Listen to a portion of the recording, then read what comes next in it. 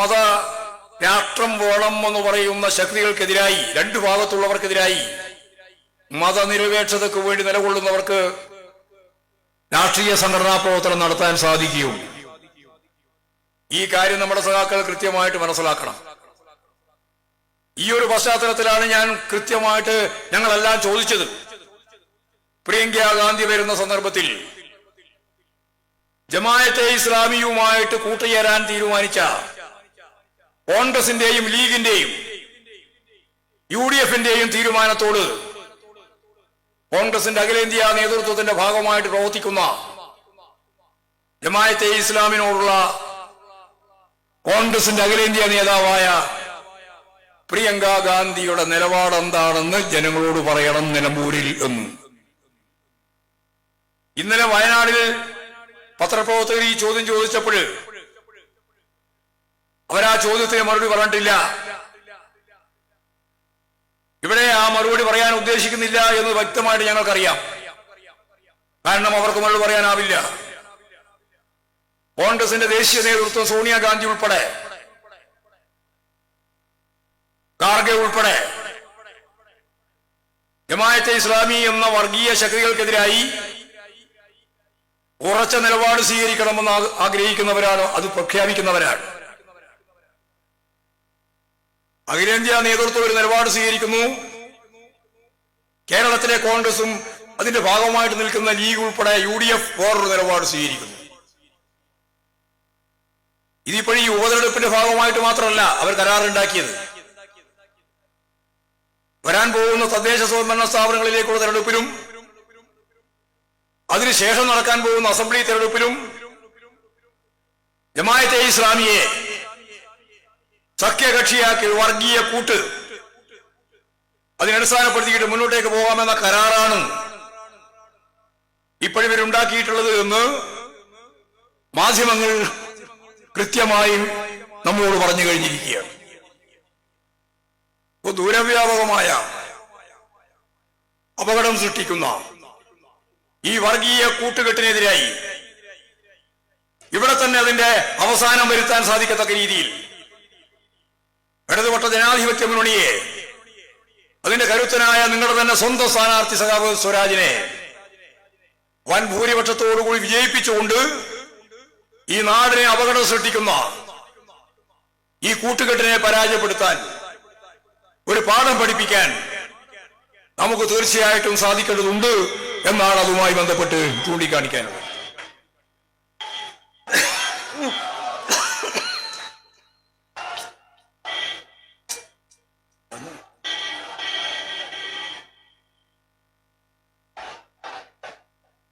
മുഖ്യമന്ത്രി വന്നുകൊണ്ടിരിക്കുകയാണ്.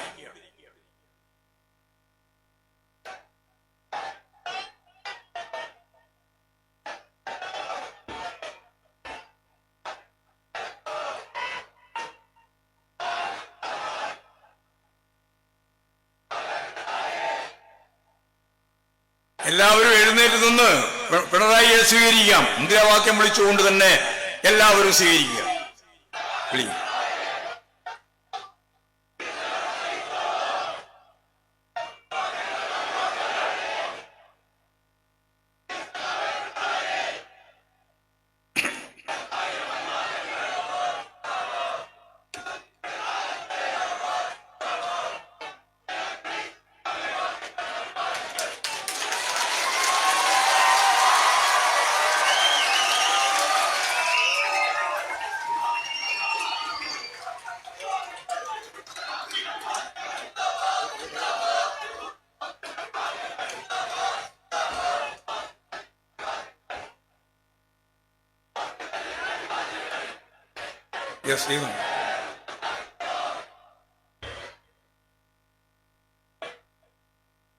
ആദരണീയനായ കേരളത്തിന്റെ മുഖ്യമന്ത്രി ഈ സമ്മേളനം ഉദ്ഘാടനം ചെയ്തുകൊണ്ട് നിങ്ങളോട് സംസാരിക്കും. ഞാൻ മറ്റു വിശദീകരണത്തിലേക്ക് കടക്കുന്നില്ല. ലോകത്തെ ഞെട്ടിച്ച ഇസ്രയേലിന്റെ ലോക പട്ടാളം ചമഞ്ഞുകൊണ്ടുള്ള ഇറാനെതിരായിട്ടുള്ള കടന്നാക്രമം, പലസ്തീനെതിരായിട്ടുള്ള കടന്നാക്രമം, ഒരു ജനതയെയും രാജ്യങ്ങളെയും ആക്രമിക്കാനും കൈവശപ്പെടുത്താനും ഞങ്ങൾക്ക് അവകാശമുണ്ടെന്ന അഹങ്കാരത്തോടുകൂടി സാമ്രാജ്യത്വ പിൻബലത്തോടെ ഇന്ത്യയുടെ ഭരണ സംവിധാനത്തിന്റെ കൂടി പിന്തുണ നേടി ഇപ്പോൾ നടത്തിക്കൊണ്ടിരിക്കുന്ന ഈ യുദ്ധഭ്രാന്തിനെതിരായി ലിയോ 14 പോപ്പ് തന്നെ പറഞ്ഞത് സമവായത്തിലൂടെ, സംസാരത്തിലൂടെ, ഡയലോഗിലൂടെ പ്രശ്നം പരിഹരിക്കുകയല്ലാതെ യുദ്ധം ചെയ്ത് ഒരു രാജ്യത്തിനും ജനതയെ നശിപ്പിക്കാൻ കഴിയുമെന്നതിന്റെ അപ്പുറത്ത് ജയിക്കാനാവില്ല എന്ന് അദ്ദേഹം പറഞ്ഞതുകൂടി ഗൗരവപൂർവ്വം ഇന്ന് വാർത്താ മാധ്യമങ്ങൾ നൽകിയിരിക്കുക. ആ അർത്ഥത്തിൽ ഈ സാമ്രാജ്യത്വത്തിന്റെയും അതിന്റെ കിങ്കരനായി പ്രവർത്തിക്കുന്ന ഇസ്രയേലിന്റെയും രാജ്യങ്ങൾക്കെതിരായിട്ട് നടക്കുന്ന കടന്നാക്രമങ്ങളെ ഫലപ്രദമായി പ്രതിരോധിക്കുക എന്നുള്ളതുകൂടി മനസാക്ഷിയുള്ള ലോകത്തെമ്പാടുമുള്ള മനുഷ്യന്റെ ഉത്തരവാദിത്തമായി മാറി നിൽക്കുന്ന ഒരു പ്രത്യേക സാഹചര്യത്തിലാണ് ഈ റാലിയും ഈ തെരഞ്ഞെടുപ്പും ഒക്കെ നടക്കുന്നത് എന്ന് മാത്രം ചൂണ്ടിക്കാണിച്ചുകൊണ്ട് മറ്റ് വിശദീകരണത്തിലേക്കൊന്നും കടക്കാതെ വരുന്ന 19 നടക്കുന്ന തെരഞ്ഞെടുപ്പിൽ ഇടതുപക്ഷ ജനാധിപത്യ മുന്നണിയുടെ സ്ഥാനാർത്ഥിയായിട്ട് മത്സരിക്കുന്ന സഖാവ് എം സ്വരാജിന്, നിങ്ങളുടെ സ്വന്തം സ്വരാജിന് അരിവാൾ ചുറ്റിക നക്ഷത്രമടയാളത്തിൽ വോട്ടുകൾ രേഖപ്പെടുത്തി വൻ ഭൂരിപക്ഷത്തോടുകൂടി വിജയിപ്പിക്കുകയും 23-ാം തീയതി ഞാൻ നേരത്തെ ചൂണ്ടിക്കാണിച്ചതുപോലെ നിലമ്പൂർ നിയോജക മണ്ഡലത്തെ പ്രതിനിധീകരിക്കുന്ന MLA ആയി സഖാവ് സ്വരാജിനെ നമുക്ക് തിരുവനന്തപുരത്ത് അയക്കാനാവണം എന്ന് മാത്രം ചൂണ്ടിക്കാണിച്ചുകൊണ്ട് ഞാൻ എന്റെ വാക്കുകൾ ഉപസംഹരിക്കുകയാണ്.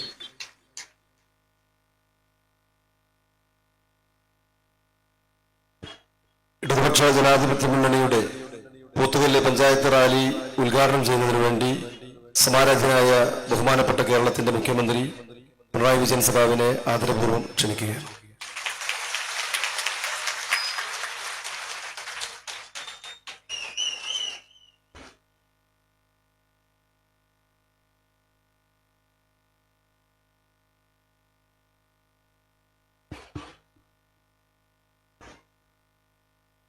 വേദിയിലിരിക്കുന്ന ഇടതുപക്ഷ ജനാധിപത്യ മുന്നണി നേതാക്കളെ, സഹോദരി സഹോദരന്മാർ,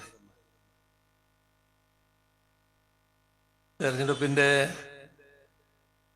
അവസാന നാളുകളിലാണ് നാം ഇപ്പോ എത്തി നിൽക്കുന്നത്. ഈ തെരഞ്ഞെടുപ്പ് 2026 നിയമസഭാ തെരഞ്ഞെടുപ്പിന്റെ കൂടെ എല്ലാ മണ്ഡലങ്ങളിലും നടക്കേണ്ട തെരഞ്ഞെടുപ്പിന്റെ കൂടെ നടക്കേണ്ട ഒന്നായിരുന്നു. ഞങ്ങളുടെ കൂടെ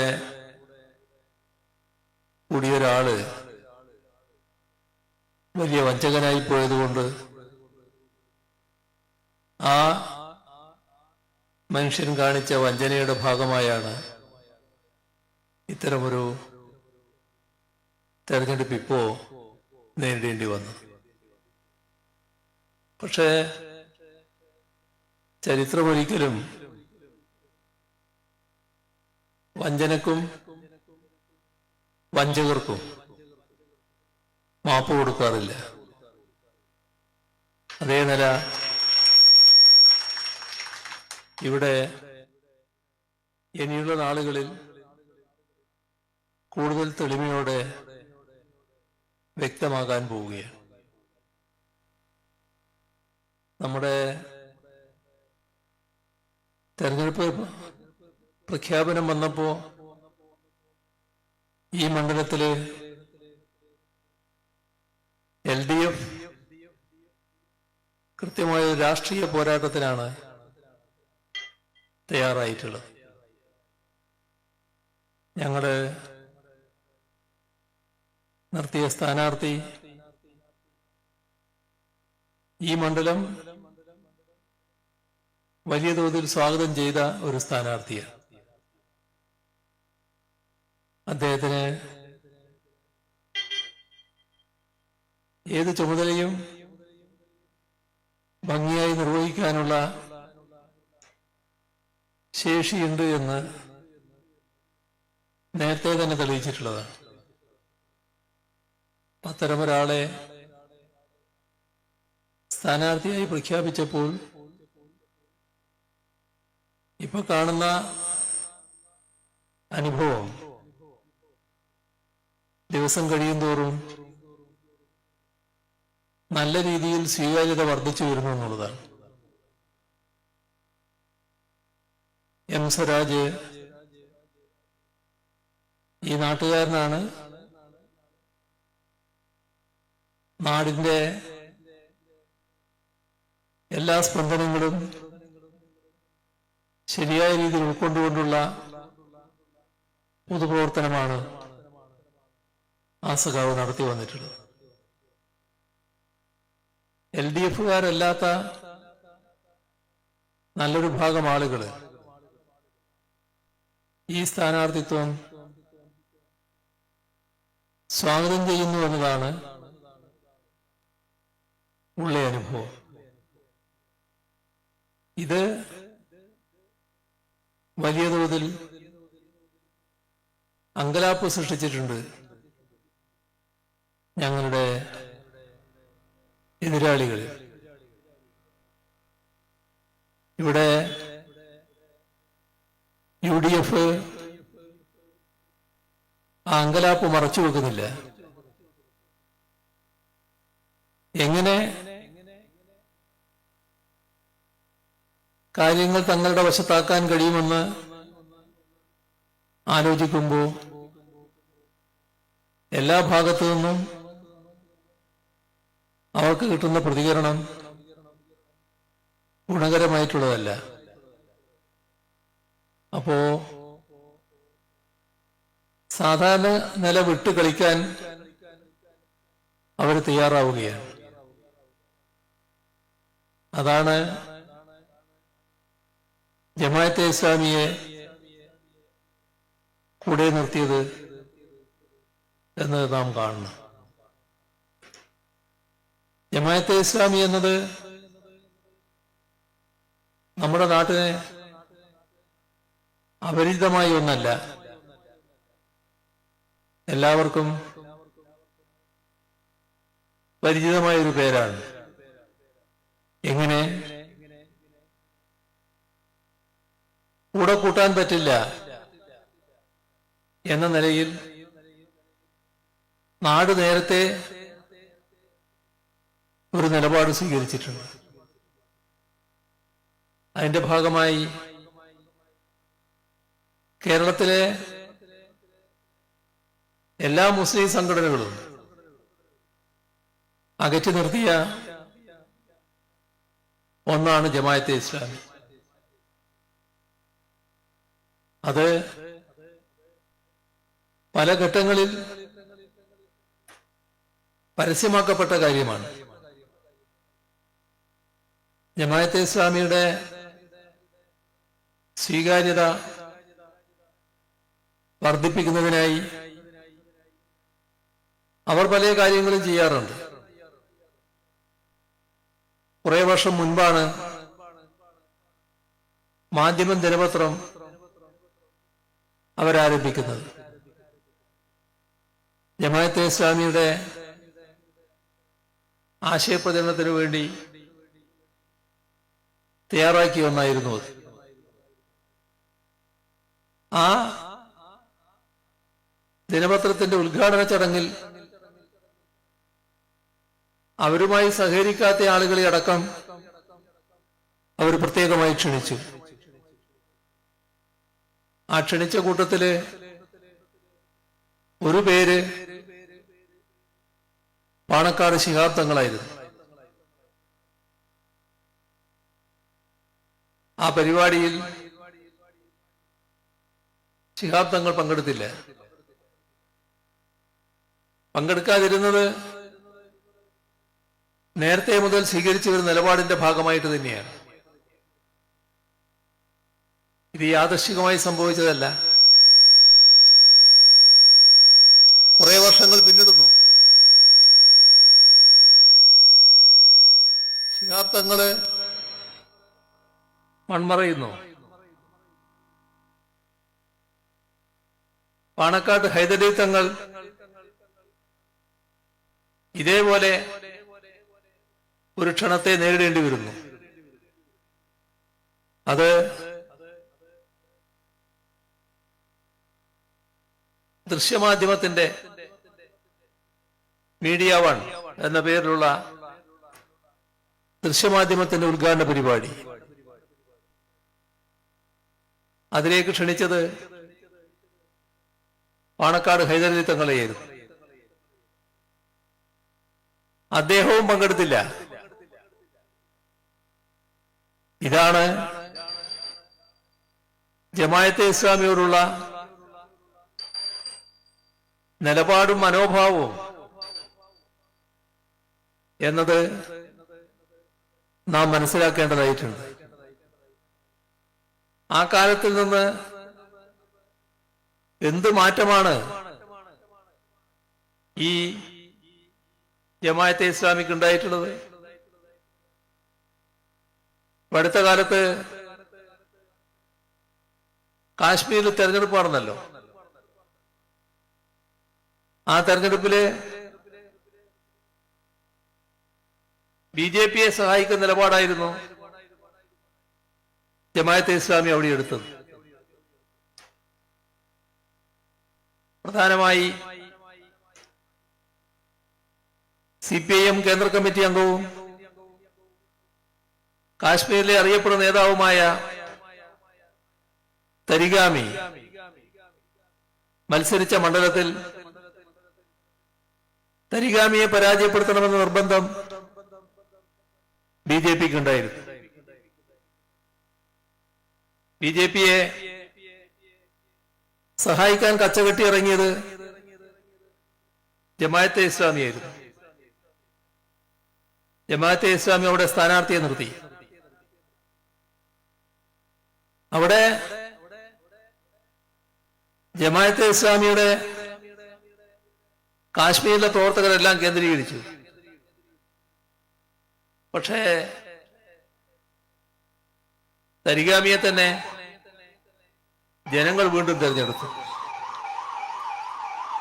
ഇതാണ് ജമാഅത്തെ ഇസ്ലാമി. അവരെ എങ്ങനെയാണ് ലീഗിന് വലിയ സ്വീകാര്യത വന്നത്? കോൺഗ്രസ് അവരെ സ്വീകരിക്കുന്നത് ലീഗ് നേതൃത്വം കൂടി അറിഞ്ഞുകൊണ്ടാണല്ലോ. ലീഗ് നേതൃത്വം അറിഞ്ഞുകൊണ്ട്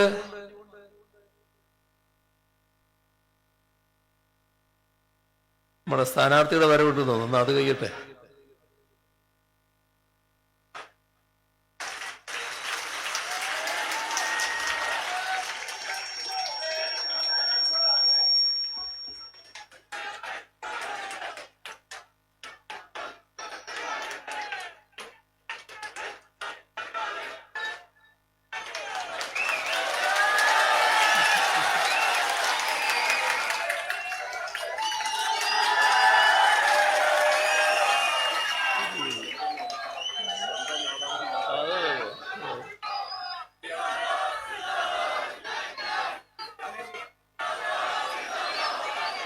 അപ്പോ ലീഗ് നേതൃത്വം അറിയാതെയല്ല കോൺഗ്രസ് ജമാഅത്തെ ഇസ്ലാമിയുമായി ബന്ധപ്പെട്ടത് എന്നത് നേരത്തെ തന്നെ എല്ലാവർക്കും അറിയാമായിരുന്നു. ഇപ്പോഴത് പരസ്യമാക്കിയെന്ന് മാത്രമേ ഉള്ളൂ. എത്രമാത്രം ഗതികേടിലാണ് UDF എത്തുന്നത് എന്നാണ് ഇതെല്ലാം കാണിക്കുന്നത്.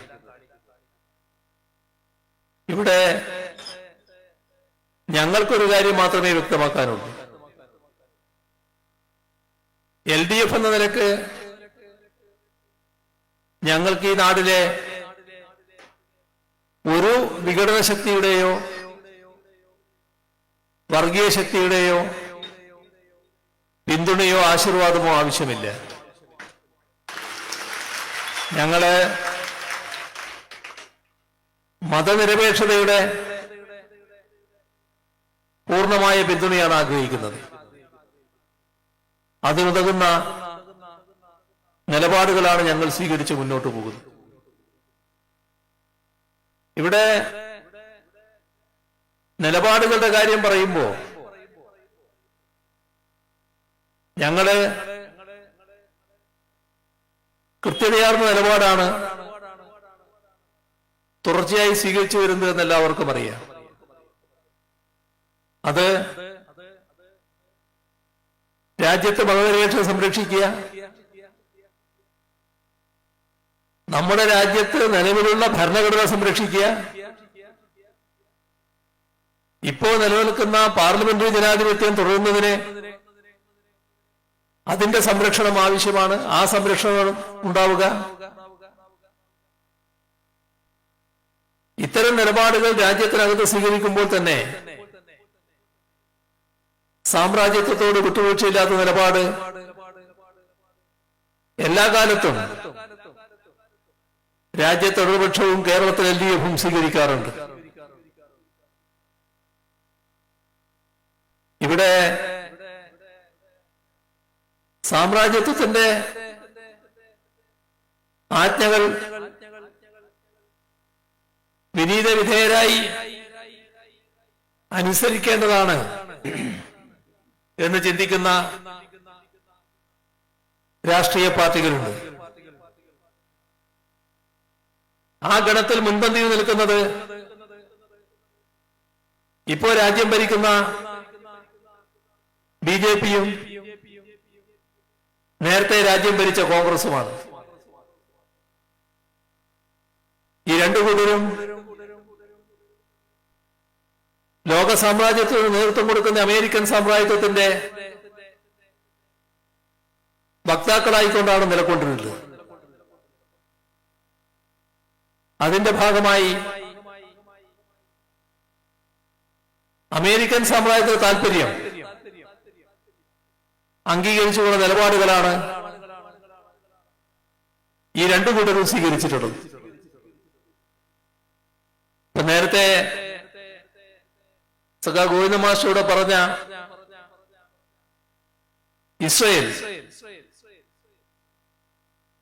ഇസ്രയേലുമായി ഒരു ബന്ധവുമില്ലാത്തവരായിരുന്നു നമ്മൾ. നമ്മുടെ പാസ്പോർട്ടുകളിൽ ഇസ്രയേലിലേക്ക് പോകാൻ അനുമതിയില്ല എന്ന് നേരത്തെ അടയാളപ്പെടുത്തുമായിരുന്നു. അതായിരുന്നു നമ്മുടെ ബന്ധം.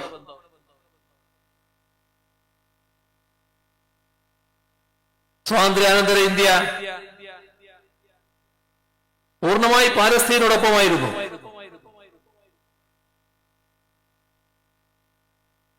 പണ്ഡിറ്റ് ജവഹർലാൽ നെഹ്റു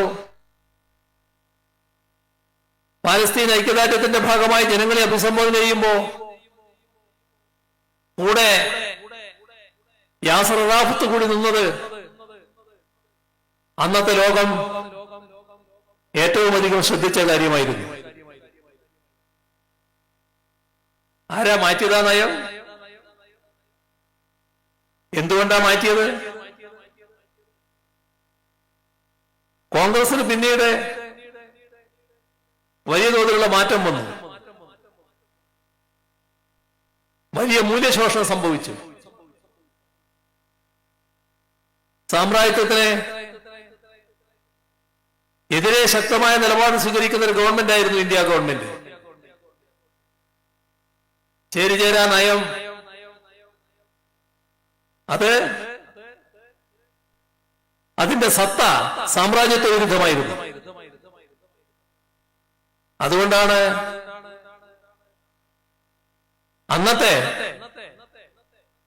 മൂന്നാം ലോക രാഷ്ട്രങ്ങളാകെ, ലോകത്തിലെ സാമ്രാജ്യത്വ പ്രസ്ഥാനങ്ങളാകെ ഇന്ത്യയെ വലിയ തോതിൽ അംഗീകരിച്ചത്. വലിയ പിന്തുണ നമ്മുടെ രാജ്യത്തിൽ ലഭിച്ചത്. നമ്മുടെ സാമ്പത്തിക ശേഷിയോ നമ്മുടെ ആയുധബലമോ ആയിരുന്നില്ല. ഈ നയത്തിന്റെ ഭാഗമായാണ് ലോകമാകെ ഇന്ത്യയുടെ വാക്കുകൾ ശ്രദ്ധിച്ചത്. മെല്ലെ മാറ്റം വന്നു. അതിന്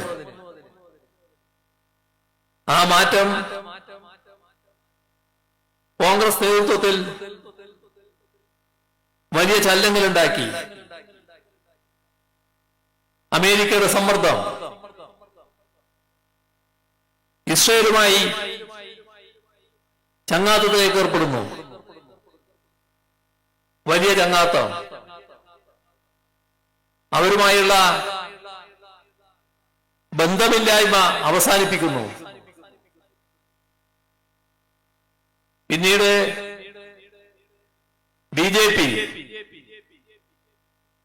ജെ പിക്ക് നേതൃത്വം കൊടുക്കുന്ന RSS ഇസ്രായേലിലെ സയനിസ്റ്റിന്റെ ഇരട്ട സഹോദരനാണ്. അവർ തമ്മിൽ ആ തരത്തിലുള്ള ഒരു ബന്ധമാണ്. കോൺഗ്രസ് തുറന്ന വഴിയിൽ നല്ലതുപോലെ BJP സഞ്ചരിക്കുന്നു. ഇപ്പോ വലിയ തോതിൽ ആയുധം ഇസ്രായേലിൽ നിന്ന് നാം വാങ്ങിക്കൂട്ടുന്നു. അമേരിക്കയുമായി തന്ത്രപരമായ സഖ്യശക്തി എന്ന് നിലവന്നിരിക്കുന്നു. അത് എവിടെ എത്തിക്കും? ഇസ്രായേലുമായി ബന്ധപ്പെട്ട കാര്യങ്ങളിൽ നേരത്തെയുള്ള നിലപാടല്ല ഇന്ത്യ ഗവൺമെന്റ് സ്വീകരിച്ചു പോകുന്നത്. ഐക്യരാഷ്ട്രസഭയിൽ പ്രമേയങ്ങൾ വന്നപ്പോ ഒരു ശങ്കയുമില്ലാതെ ലോകത്തിലെ മറ്റ് രാഷ്ട്രങ്ങളോടൊപ്പം നിന്ന് ഇസ്രായേൽ നടത്തുന്ന ആക്രമണത്തെ അപലപിക്കാൻ ബാധ്യതപ്പെട്ട ഒരു രാജ്യമാണ് ഇന്ത്യ. പക്ഷേ നാം അപലപിച്ചില്ല.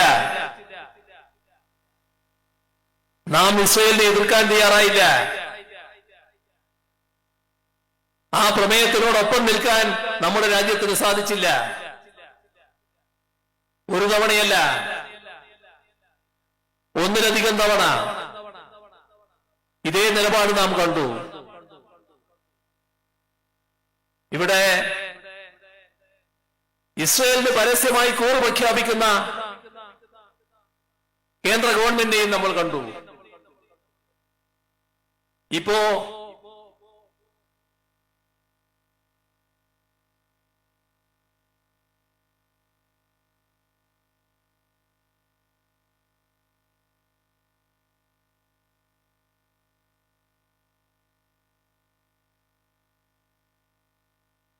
തീർത്തും നെറികെട്ട ഒരാക്രമണമാണ് ഇറാന് നേരെ ഇസ്രായേൽ നടത്തിയത്.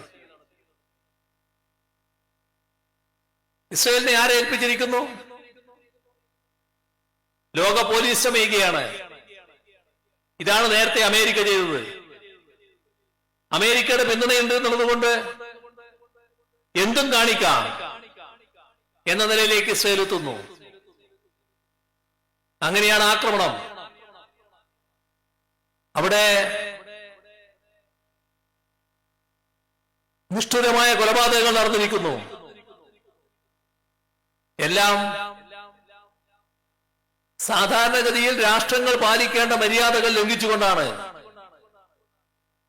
ആർക്കും അംഗീകരിക്കാൻ കഴിയാത്തൊരു കാര്യമാണ്. എന്തേ അത്തരമൊരു നിലപാടിനെ, അത്തരമൊരു ആക്രമണത്തെ ശക്തമായി അപലപിക്കുന്ന കൂട്ടത്തിലേക്ക് നമുക്ക് ഉയരാൻ കഴിയുന്നില്ല? ഇതാണ് പ്രശ്നം. നമ്മുടെ രാജ്യം ശക്തമായ നിലപാടെടുക്കണ്ടേ? ഇസ്രായേലിനോട് ഈ രീതിയിൽ ആക്രമണം നടത്തുന്ന ഇസ്രായേലിനോട്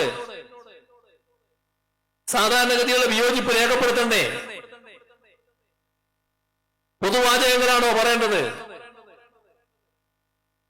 അക്രമിയെ അക്രമിയായി കാണണ്ടേ? ആ അക്രമിയെ തള്ളിപ്പറയാൻ തയ്യാറാകണ്ടേ? അപ്പോഴാണ് ഇസ്രായേലിനോടുള്ള ബന്ധം, ഇസ്രായേലിനെ സംരക്ഷിക്കുന്ന അമേരിക്കയുമായുള്ള ബന്ധം, ഇതെല്ലാം കൂടിച്ചേർന്നല്ലേ? ഇത്തരം കാര്യങ്ങളിൽ ആദ്യം ഞാൻ പറഞ്ഞു വന്നത് നിലപാടിന്റെ കാര്യമാണ്. തെളിമയാർന്ന നിലപാടാണ് LDF എല്ലാ കാലത്തും സ്വീകരിച്ചിട്ടുള്ളത്. അതില് ഒരു ഘട്ടത്തിലും ഞങ്ങൾ മാറ്റം വരുത്തിയിട്ടില്ല. രാജ്യവ്യാപകമായി ഇടതുപക്ഷം സ്വീകരിക്കുന്ന നിലപാട് അതാണ്. പാലസ്തീൻ ഐക്യദാർഢ്യം വന്നപ്പോ നമ്മൾ കണ്ടില്ലേ, ഗാസയിലെ കൂട്ടക്കുരുതിക്കെതിരെ ശക്തമായ പ്രതികരണമാണല്ലോ നമ്മുടെ രാജ്യ തലസ്ഥാനത്തടക്കം നടത്തിയത്. ഇടതുപക്ഷത്തിന് പ്രയാസം ഉണ്ടായിട്ടാലോ? നമ്മുടെ രാജ്യത്തെ വലിയൊരു പാർട്ടിയാണല്ലോ കോൺഗ്രസ്. രാജ്യത്ത് എവിടെയാ അവര് ഈ പറയുന്ന ഒരു ഐക്യദാർഢ്യം പ്രകടിപ്പിക്കാൻ തയ്യാറായത്? എന്തേ? ഇവിടെ ചിലയിടത്ത് നടത്തിയത് മറന്നുകൊണ്ടല്ല ഞാൻ പറയുന്നത്. ഇവിടെ നടത്തിയതുണ്ട്. അതെപ്പോഴാ? അവിടുത്തെ ചില കാര്യങ്ങൾ അവസാനിച്ചു എന്ന് കണ്ടപ്പോഴാണ് ഇവിടെ നടത്തിയത്. നമ്മുടെ രാജ്യത്തിന്റെ ചില ഭാഗങ്ങളിൽ നടക്കുന്ന ചില കാര്യങ്ങൾ അവസാനിച്ചു കഴിഞ്ഞപ്പോ ഇവിടുത്തെ പ്രതികരണത്തിന്റെ കൂടെ വന്നു. അതല്ലേ ഉണ്ടായത്? അത്തരത്തിലുള്ള ഒരു തരത്തിലുള്ള ഒളിച്ചുകളിയും ഞങ്ങളെ സംബന്ധിച്ചിടത്തോളം ഇല്ല. ഞങ്ങൾ നിലപാടുകൾ നാടിന്റെയും രാജ്യത്തിന്റെയും മുന്നിൽ തുറന്നു വ്യക്തമാക്കിയിട്ടുള്ളതാണ്. ഇത്തരത്തിലുള്ള എല്ലാ അക്രമങ്ങളെയും തള്ളിപ്പറയുന്ന, തെറ്റിനെ തെറ്റായി കാണുന്ന, സാമ്രാജ്യത്വം കാണിക്കുന്ന കൊടും ക്രൂരതകൾ എല്ലാ ഘട്ടത്തിലും തുറന്നു കാണിക്കുന്ന, അതിനെതിരെ ജനങ്ങളെ അണിനിരത്താൻ തയ്യാറാകുന്ന സമീപനമാണ് ഇടതുപക്ഷവും LDF-ഉം എല്ലാ കാലത്തും സ്വീകരിച്ചിട്ടുള്ളത്. ഈ തെരഞ്ഞെടുപ്പ് ഞങ്ങളെ സംബന്ധിച്ചിടത്തോളം 2016 കേരളത്തിലെ ജനങ്ങൾ LDF-നെ അധികാരത്തിലേറ്റി. അതിന്റെ തുടർച്ചയായി 5 വർഷം കഴിഞ്ഞ് 2021 നമ്മുടെ സംസ്ഥാന തെരഞ്ഞെടുപ്പ് വന്നപ്പോ അതേ ഭരണം, LDF-ന്റെ ഭരണം തുടരട്ടെ എന്ന് ജനങ്ങൾ കേരളത്തിന്റെ ചരിത്രം തിരുത്തിക്കൊണ്ട് തീരുമാനമെടുക്കുകയും ചെയ്തു. അങ്ങനെ 2016 മുതലുള്ള 9 വർഷക്കാലം ഞങ്ങൾ കേരളത്തില് ഭരണം നിർവഹിക്കുകയാണ്. 10ാമത്തെ വർഷത്തിലേക്ക് കടക്കുന്നു. ഈ 9 വർഷം നമ്മുടെ നാടിനെ സംബന്ധിച്ചിടത്തോളം LDF സർക്കാർ എന്ത് ചെയ്തു എന്നത് പരിശോധിക്കാനും വിലയിരുത്താനും കഴിയുന്ന ഒരു ഘട്ടം കൂടിയാണിത്. ഇവിടെ ചിലർ പറയുന്നത് നമ്മുടെ കേരളത്തിന് വികസന കാര്യങ്ങളെ കുറിച്ചൊന്നും പറയാനില്ല എന്നാണ്. അത് സാധാരണഗതിയിൽ കേരളത്തെക്കുറിച്ച് മനസ്സിലാക്കാത്ത, കേരളത്തിൽ അധിക നാളുകൾ ചെലവഴിച്ചിട്ടില്ലാത്ത ഒരാൾക്ക് അങ്ങനെ പറയാനാവും. നമ്മുടെ കേരളം 2016 നിന്ന് എത്രമാത്രം മുന്നോട്ട് പോയി എന്നത് ആളുകളുടെ അനുഭവത്തിലുള്ള കാര്യമാണല്ലോ. 2016 മുൻപ് കേരളത്തിൽ ഒന്നും നടക്കില്ല എന്ന ഒരു പൊതുബോധമാണ് ഉണ്ടായിരുന്നത്. ആ പൊതുബോധത്തിലാണ് മാറ്റം വന്നത്. അത് കേവലമായ ഒരു മാറ്റമായിരുന്നില്ല, അനുഭവത്തിന്റെ അടിസ്ഥാനത്തിലുള്ള മാറ്റമാണ്. നടക്കില്ല എന്ന് അനുഭവത്തിലൂടെ കണ്ട വിവിധ പദ്ധതികൾ 1, 2, 3, 4 എന്ന തരത്തിൽ നടപ്പാകുന്നത് അവർ കാണുന്നു, അവരുടെ അനുഭവത്തിൽ കാണുന്നു. നമ്മുടെ നാടിന്റെ റോഡ്, കേരളം വിട്ടാൽ നല്ല റോഡുകളുണ്ട്. കേരളത്തിൽ നല്ല റോഡില്ല. കേരളീയരാണെങ്കിൽ ഏറ്റവും കൂടുതൽ മറ്റു പ്രദേശങ്ങളുമായും രാജ്യത്ത് മാത്രമല്ല രാജ്യത്തിന് പുറത്തുള്ള രാജ്യങ്ങളുമായും ബന്ധപ്പെടുന്നവർ. അവിടങ്ങളിലെല്ലാമുള്ള പുരോഗതിയും വളർച്ചയും അവർ കാണുന്നു. നമ്മുടെ നാട് ഇങ്ങനെയായിപ്പോയല്ലോ, എന്റെ നാട് ഇങ്ങനെയായിപ്പോയല്ലോ എന്ന് പരിതപിക്കുന്നു. ഞാനതിന്റെ മറ്റു വിശദാംശങ്ങളിലേക്കൊന്നും ഇപ്പോ പോകുന്നില്ല. ആ നിരാശ ഇപ്പോ കേരളീയർക്കുണ്ടോ?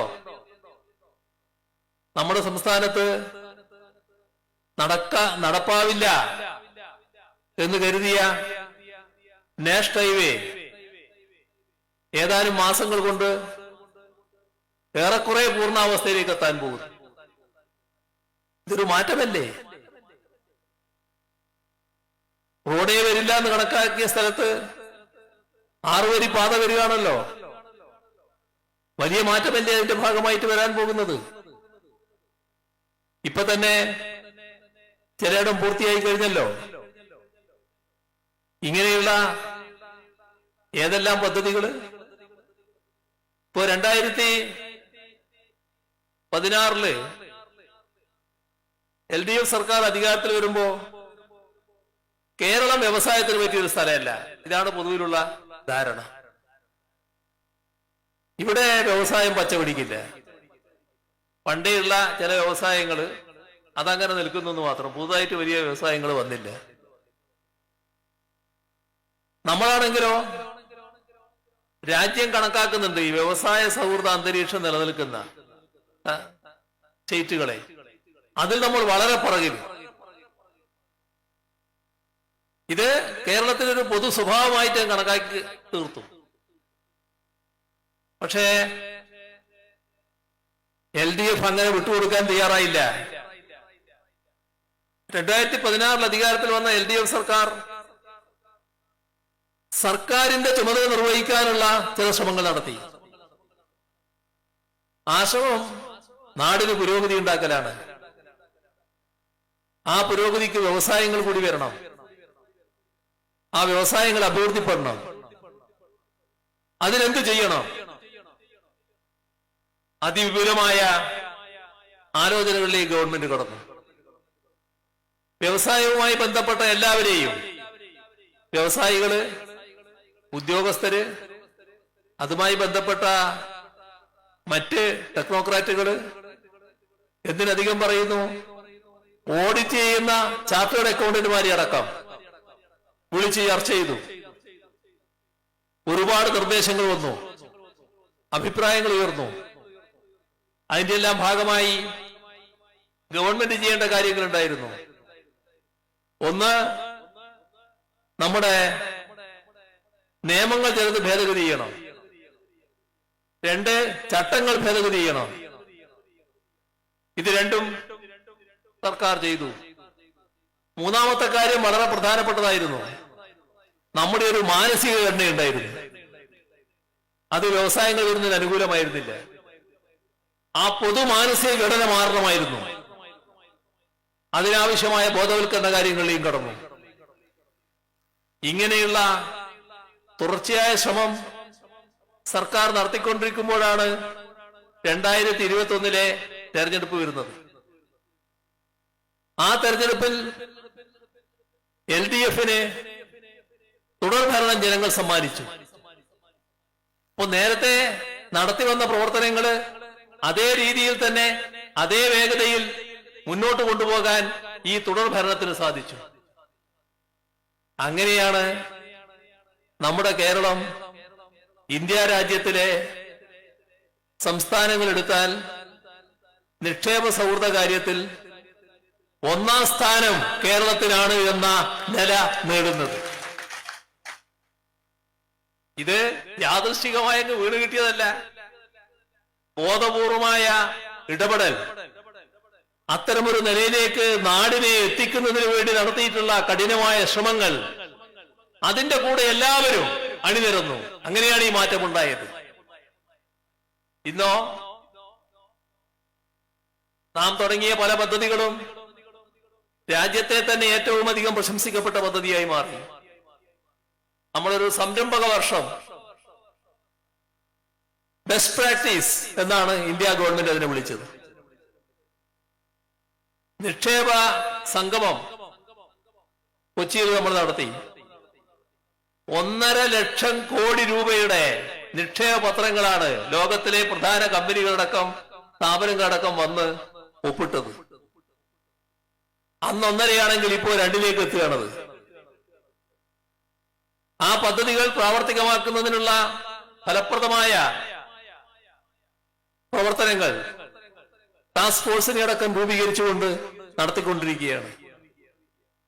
അപ്പൊ കേരളത്തിന്റെ മാറ്റമാണ് ഇത് കാണിക്കുന്നത്. ഇത് വ്യാവസായിക രംഗത്ത് മാത്രമല്ല, കാർഷിക രംഗം എടുത്തോളൂ.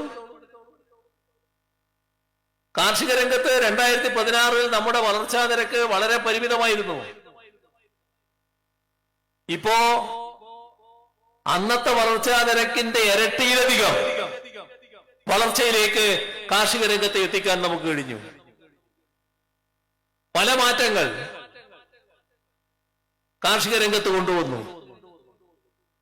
അതിന്റെ ഭാഗമായി കാർഷികോൽപ്പന്നങ്ങള് വലിയ തോതിൽ വർദ്ധിക്കുക, അതിന്റെ കൂടെ മൂല്യവർദ്ധ ഉൽപ്പന്നങ്ങൾ ഉണ്ടാക്കുക, അതുമായി ബന്ധപ്പെട്ട എഗ്രോ ബിസിനസ് സംരംഭങ്ങൾ ഉണ്ടാവുക, അങ്ങനെ വിവിധ നടപടികളുമായി സർക്കാർ മുന്നോട്ട് പോവുകയാണ്.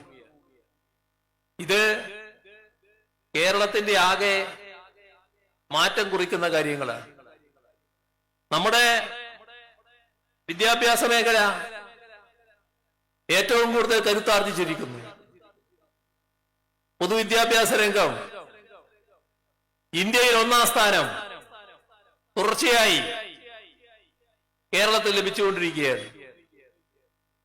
എന്നാൽ 2016 ഇതേ വിദ്യാഭ്യാസ രംഗമായിരുന്നു എല്ലാവരും വേദനിച്ചിരുന്നൊരു കാര്യം.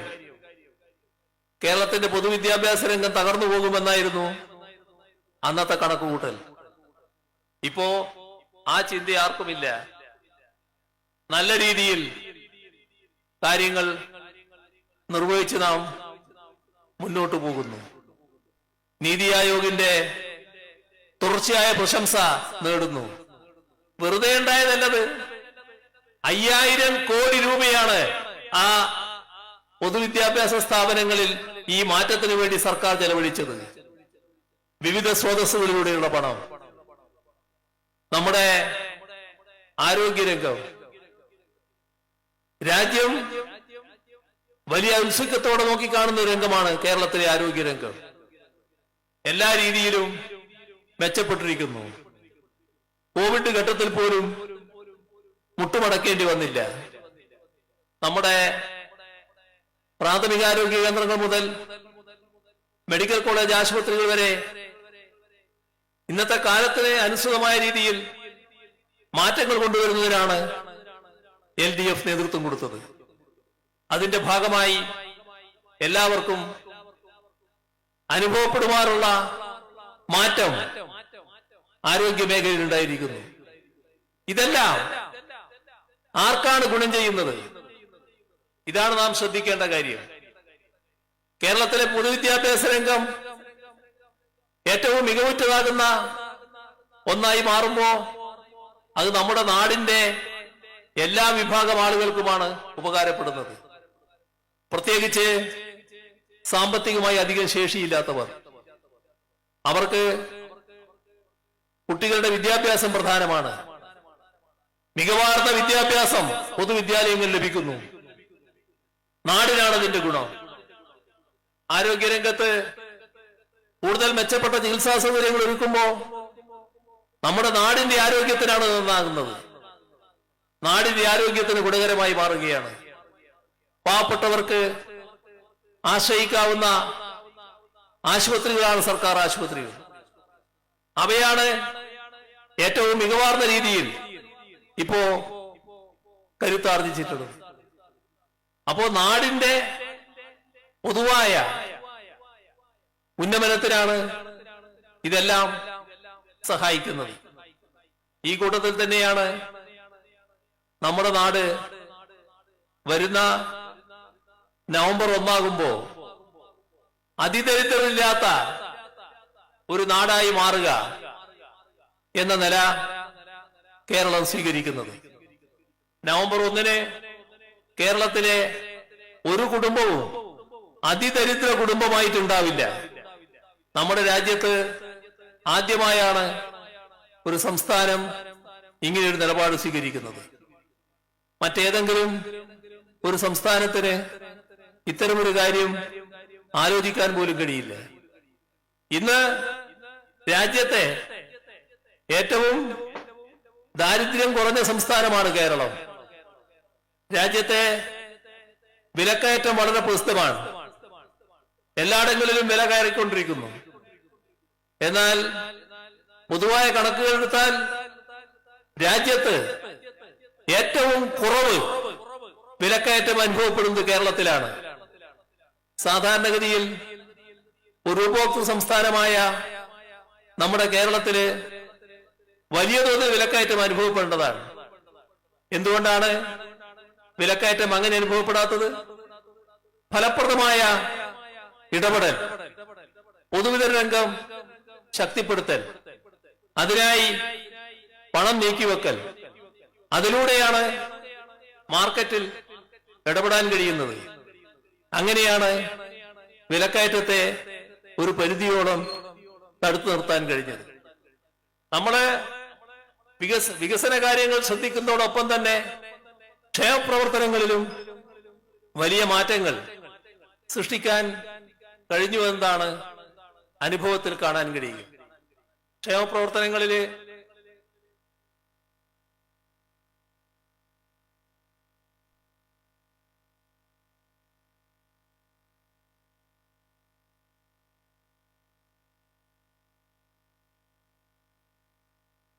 ഈ ക്ഷേമപ്രവർത്തനങ്ങളുടെ കാര്യത്തില് വല്ലാത്ത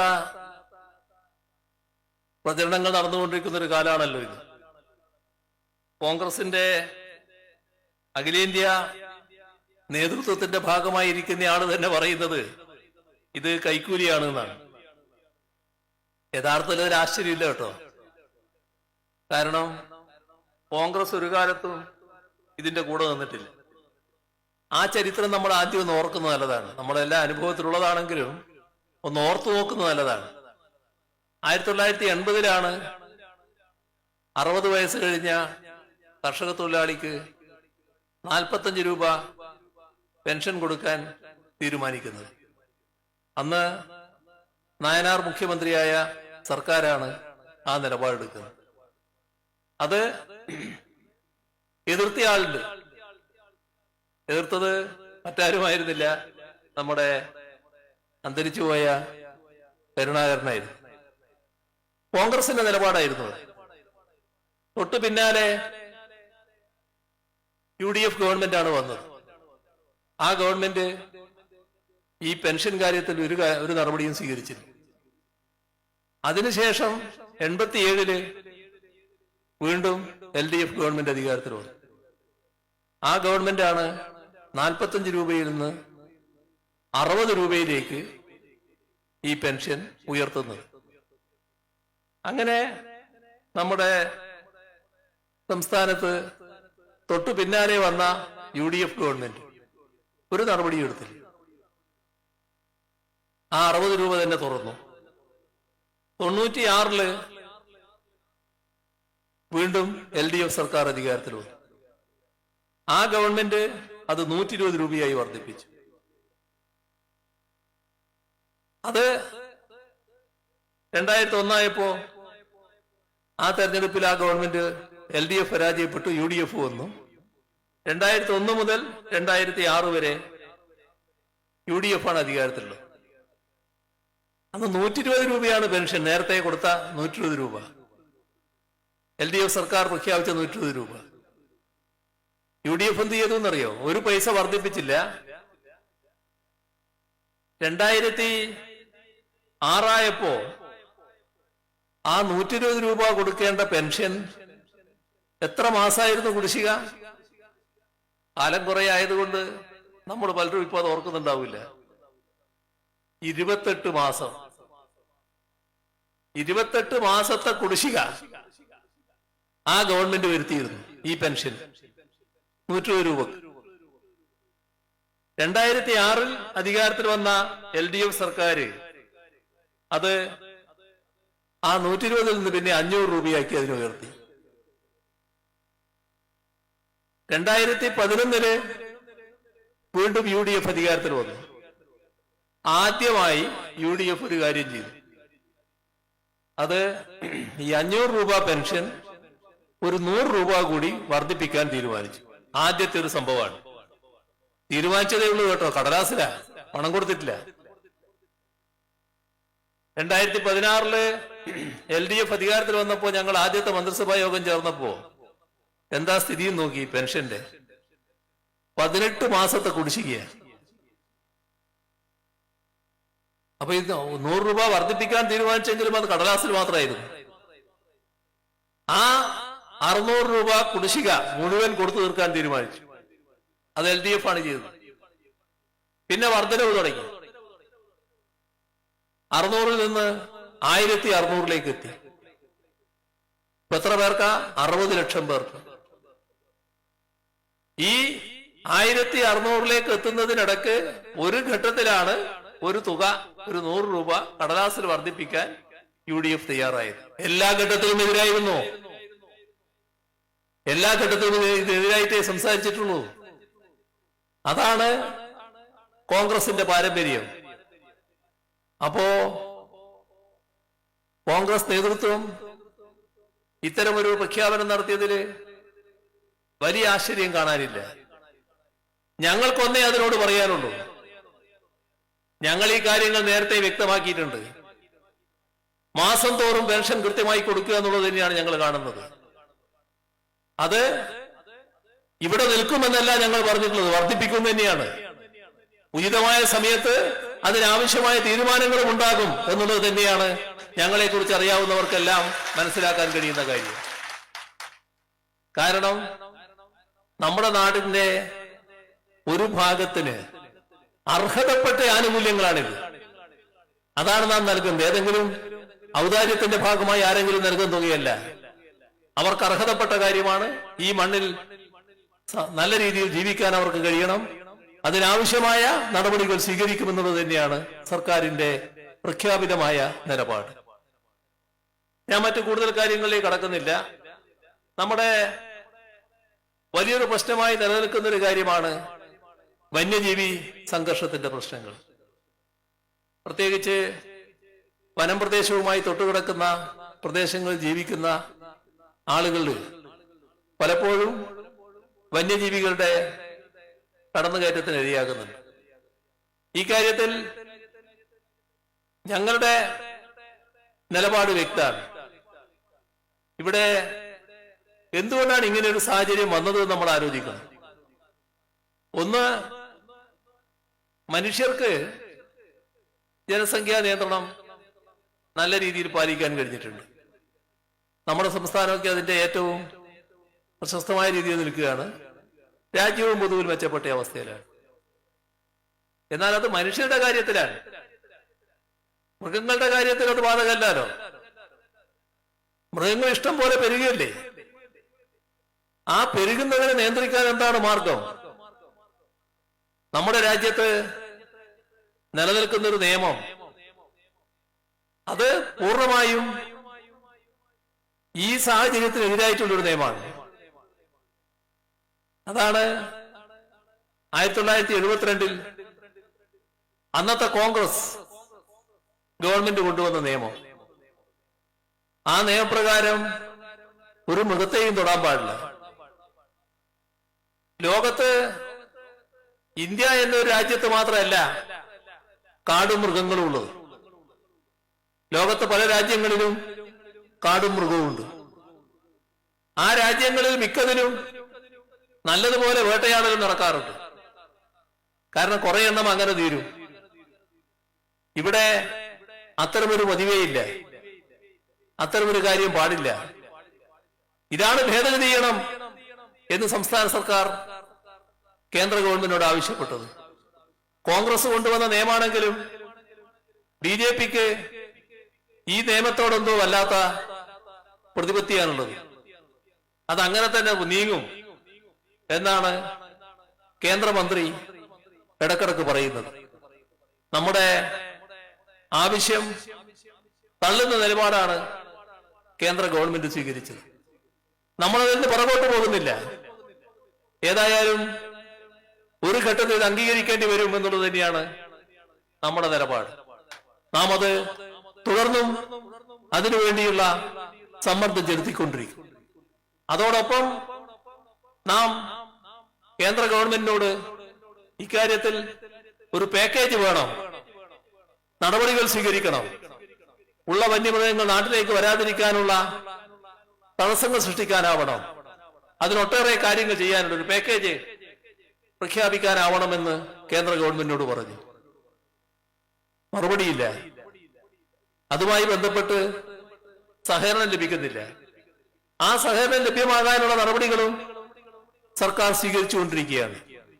അത് ലഭ്യമായാലും ലഭ്യമായില്ലെങ്കിലും നമുക്കാകാവുന്ന രീതിയിൽ കാര്യങ്ങൾ നിർവഹിക്കാനുള്ള നടപടികൾ സംസ്ഥാന സർക്കാർ സ്വീകരിച്ചു പോകുന്നുണ്ട്. അതിന് മാറ്റങ്ങൾ ഉണ്ടായിട്ടുണ്ട്, നല്ല മാറ്റങ്ങൾ പലയിടത്തും വന്നിട്ടുണ്ട്. പക്ഷെ പൂർണ്ണമായിട്ടില്ല. അത് പൂർണ്ണതയിലേക്ക് എത്തിക്കാനാണ് സർക്കാർ ശ്രമിച്ചുകൊണ്ടിരിക്കുന്നത്. നല്ല രീതിയിൽ കാര്യങ്ങൾ മാറ്റിയെടുക്കാൻ കഴിയും എന്ന് തന്നെയാണ് പ്രതീക്ഷയുള്ളത്. കേന്ദ്ര ഗവൺമെന്റ് സഹായം അക്കാര്യത്തിൽ പ്രധാനമാണ്. അതിന് തുറന്നു ശ്രമിക്കുകയും ചെയ്യും. ഇവിടെ മറ്റു കൂടുതൽ കാര്യങ്ങളിലേക്ക് ഞാൻ കടക്കുന്നില്ല. തെരഞ്ഞെടുപ്പിന്റെ 11ാം മണിക്കൂറിലാണ്. സ്വരാജിനെ നിങ്ങളുടെ മുന്നിൽ ആരും പരിചയപ്പെടുത്തേണ്ട കാര്യമില്ല. ഒരു കാര്യം മാത്രമേ നിങ്ങൾ ചെയ്യേണ്ടതുള്ളൂ. സ്വരാജിനെ അരിവാചുറ്റിക നക്ഷത്രം അടയാളത്തിൽ വോട്ട് രേഖപ്പെടുത്തി വലിയ ഭൂരിപക്ഷത്തോടെ വിജയിപ്പിച്ച് തിരുവനന്തപുരത്തേക്ക് അയക്കുക. ഞങ്ങൾ അദ്ദേഹത്തെ അവിടെ കാത്തിരിക്കുകയാണ്. നല്ല ഭൂരിപക്ഷത്തോടെ അയക്കുക എന്ന് മാത്രം അഭ്യർത്ഥിച്ചുകൊണ്ട് മറ്റു കൂടുതൽ കാര്യങ്ങളിലേക്ക് കടക്കാതെ അവസാനിപ്പിക്കുന്നു. നിങ്ങൾക്ക് എന്റെ അഭിവാദ്യങ്ങൾ.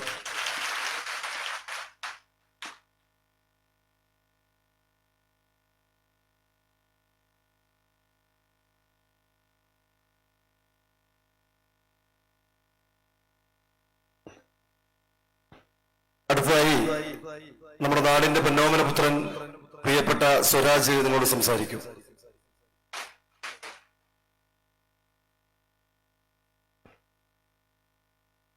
പ്രിയപ്പെട്ട സഹോദരീ സഹോദരന്മാരെ, സുഹൃത്തുക്കളെ, കഴിഞ്ഞ 2 ദിവസമായി നമ്മുടെ നിയോജക മണ്ഡലത്തിൽ പരക്കെ മഴ പെയ്തുകൊണ്ടിരിക്കുകയാണ്.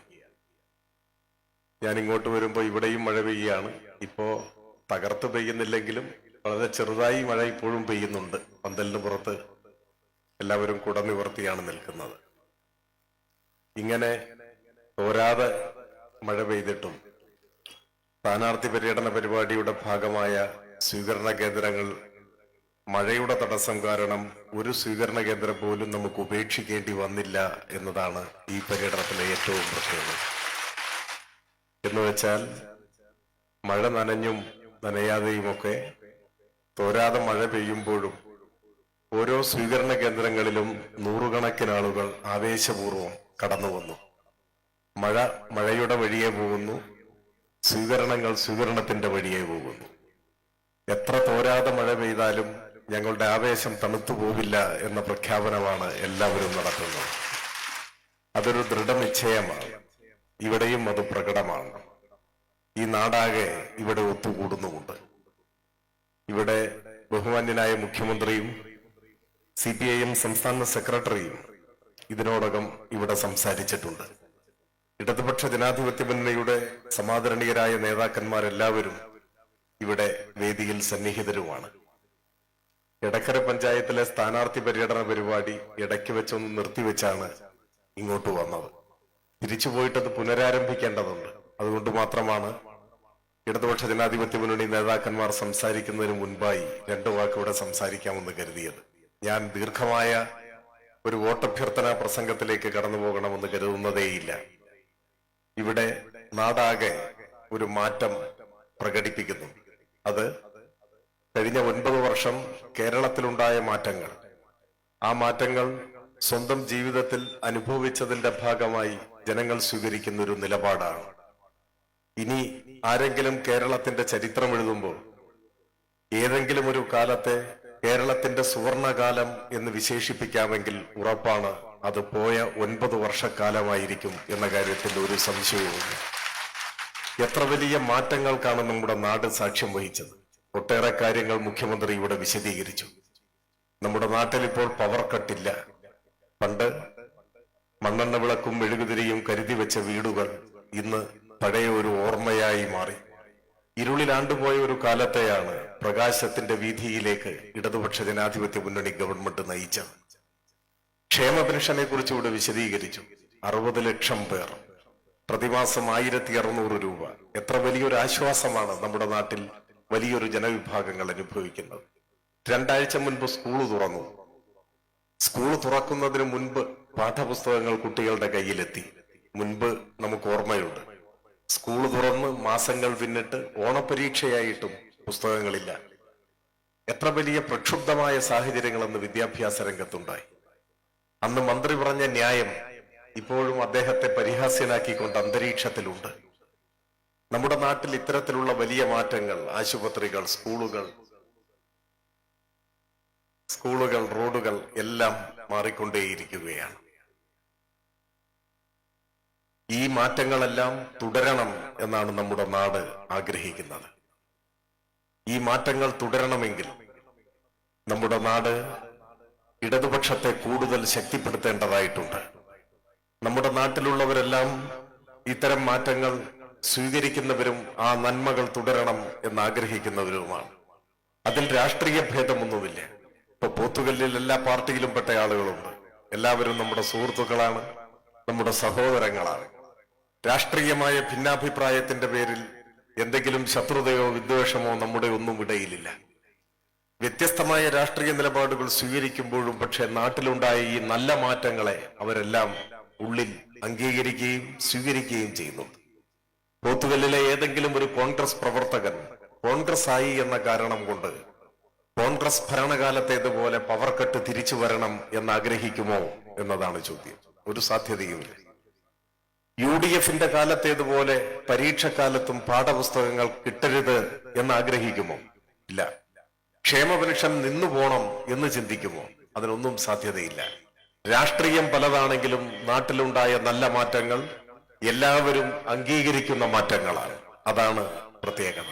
അതുകൊണ്ട് ഇവിടെ ഒത്തുകൂടിയിരിക്കുന്ന പ്രിയപ്പെട്ടവരോട് എനിക്ക് ഓർമ്മപ്പെടുത്താനുള്ളത്, നമ്മുടെ നാട്ടിലെ ഈ നല്ല മാറ്റങ്ങളെല്ലാം തുടരാൻ, ക്ഷേമ പെൻഷനുകൾ നിന്നു പോകാതിരിക്കാൻ, ലൈഫിൽ ബാക്കിയുള്ളവർക്ക് കൂടി വീട് കിട്ടാൻ, ഇനി ഒരിക്കലും കേരളത്തിൽ പവർ കട്ട് ഉണ്ടാവാതിരിക്കാൻ, ഇപ്പോഴുള്ളതുപോലെ എല്ലാ കാലവും സ്കൂൾ തുറക്കുന്നതിന് മുൻപേ കുട്ടികൾക്ക് പാഠപുസ്തകങ്ങൾ കിട്ടാൻ, കൂടുതൽ നല്ല ആശുപത്രികളും റോഡുകളും പാലങ്ങളും എല്ലാം ഉണ്ടാവാൻ, വീട്ടമ്മമാരുടെ പെൻഷൻ പദ്ധതി എത്രയും പെട്ടെന്ന് ആരംഭിക്കാനൊക്കെ ഇടതുപക്ഷം ശക്തിപ്പെടണം.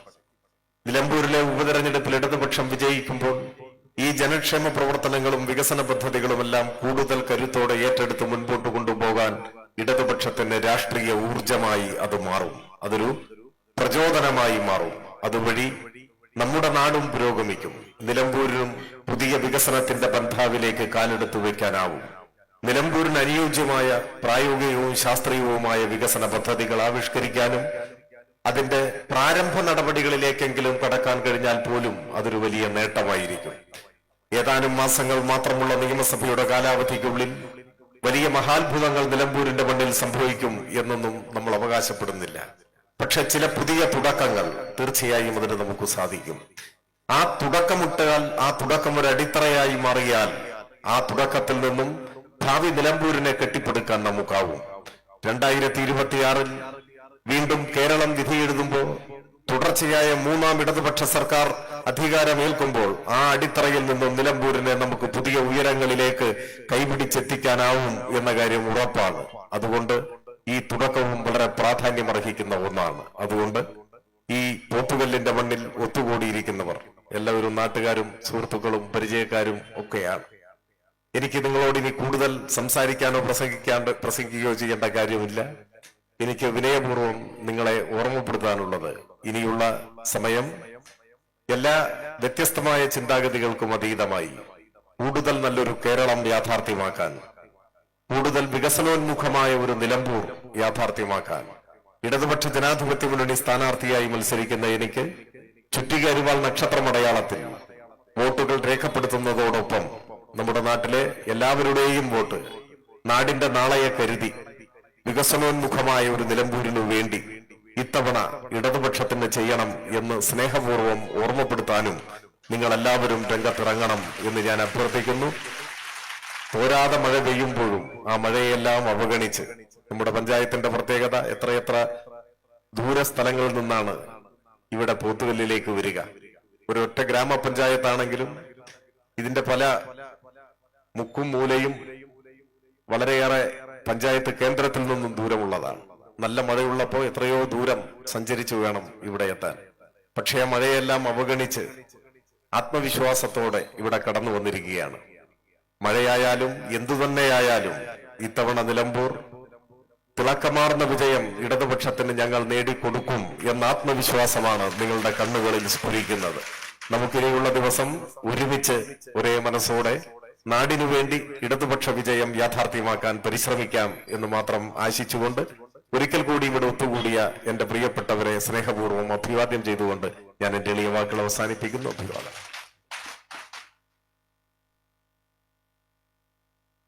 ബഹുമാനപ്പെട്ട മന്ത്രി സഖാവ് ചിഞ്ചൂറാണി നമ്മോട് സംസാരിക്കും.